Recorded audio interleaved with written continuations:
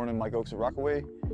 We're up here in Fernandina, so we're actually in the same location as the Omni, quite a ways back in this little area, so it's very quiet and very beautiful back here, especially in the morning times. We are here at the Seaberg residence. They had quite a bit of issues in their backyard, going from just a whole bunch of erosion problems with the tides that come in and out, the moisture in the ground. There's just a lot of factors back there that are working against us. So what we did is we brought in 128 yards of dirt. Everything has been added in layers and tamped with a giant roller. And of course, because this is our only access in and out, we had to do everything from the furthest point and work our way to this point. They had an existing walkway that went to the backyard. It just wasn't up to date. It was unlevel, just very unsafe for the clients.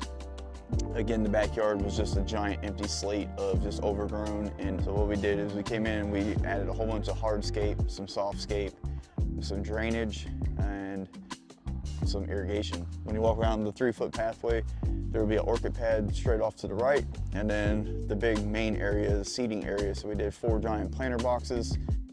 It has a planter box in the middle also, and then a giant seating wall that's on the back sides. They expanded their patio.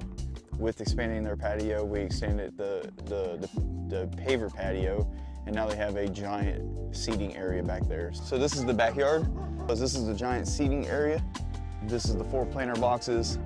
We have some uplights to help illuminate everything at nighttime out here. We also have path lights running throughout the pathways just to help illuminate the pathways at nighttime. The guys right now are finishing up some of the minor touch-ups, which is the pine straw, just to help tie in and know exactly what's beds and what's going to be the natural area.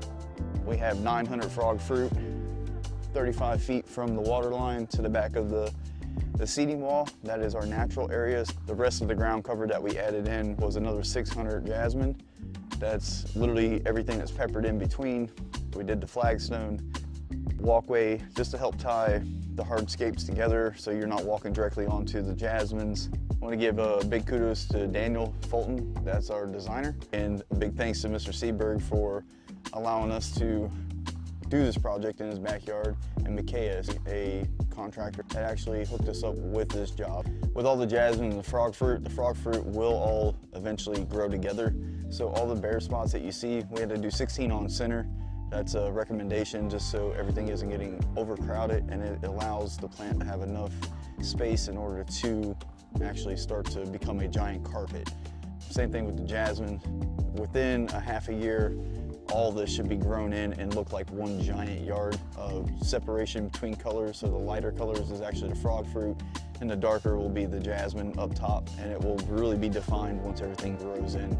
Same thing around all the walkway. The walkway will be nice and clear, so they don't have to have, there'll be very minor maintenance for that. But again, off both sides of it will be nice and full and lush, and it'll look just like out front. Again, anything that you need from irrigation, hardscape, softscape, it doesn't matter what it is. If you need it, you give us a shout and we'll figure it out.